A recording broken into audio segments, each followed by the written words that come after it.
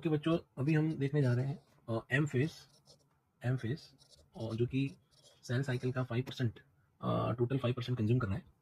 And we can से यहाँ पे जो एम फेज जो है, तो एम फेज में एक आता है माइटोसिस एज वेल एज अगर गैमिट फॉर्मेशन होना है तो एम फेज के लिए हम लेंगे मियोसिस। ठीक है, तो first of all we are starting with mitosis. तो बच्चों हम माइटोसिस से स्टार्ट करेंगे।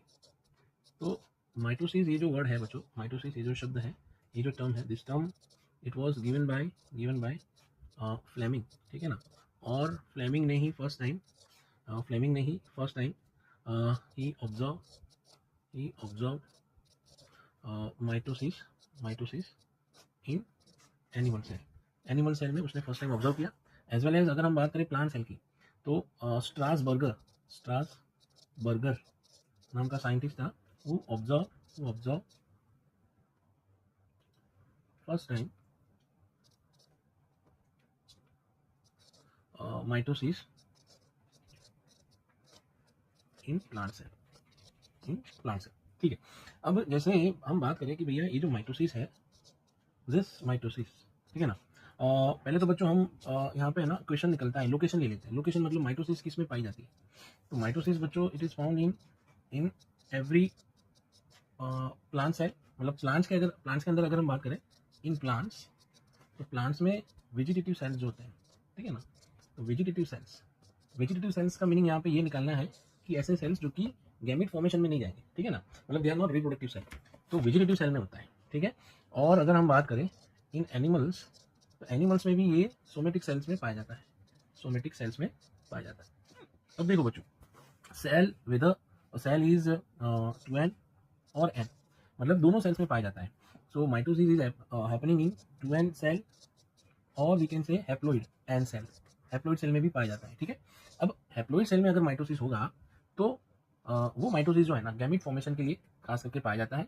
एंड इवन दो जो बाइनरी फिजन होता है in haploid cells just like certain dinoflagellates है, ठीक है ना, तो उसके अंदर भी with the help of mitosis reproduction होगा बाइनरी फिजन के फॉर्म में, और एक सेल में से दो सेल बनेंगे। तो यहाँ पे बच्चों जो एन सेल्स है ना, उसमें हम एग्जाम्पल ले सकते हैं, जैसे इन डाइनोफ्लैजेलेट्स है। देन उसके अलावा बच्चों आप यहाँ पे ले सकते हो इन desmids.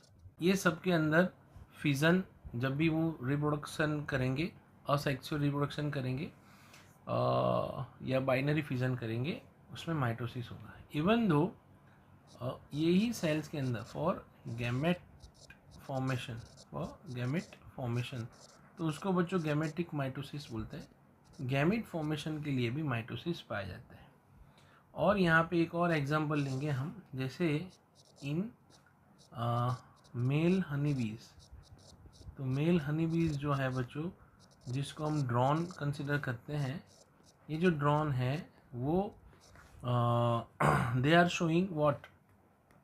Showing mitosis for gamete formation. ठीक है ना, तो उनके अंदर भी फॉर गैमेट फॉर्मेशन माइटोसिस होगा। तो ये आपको याद रखना है।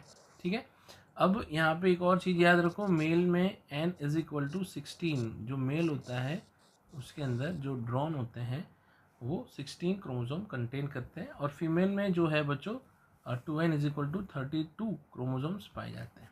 So this is all about the brief introduction of mitosis. अब माइटोसिस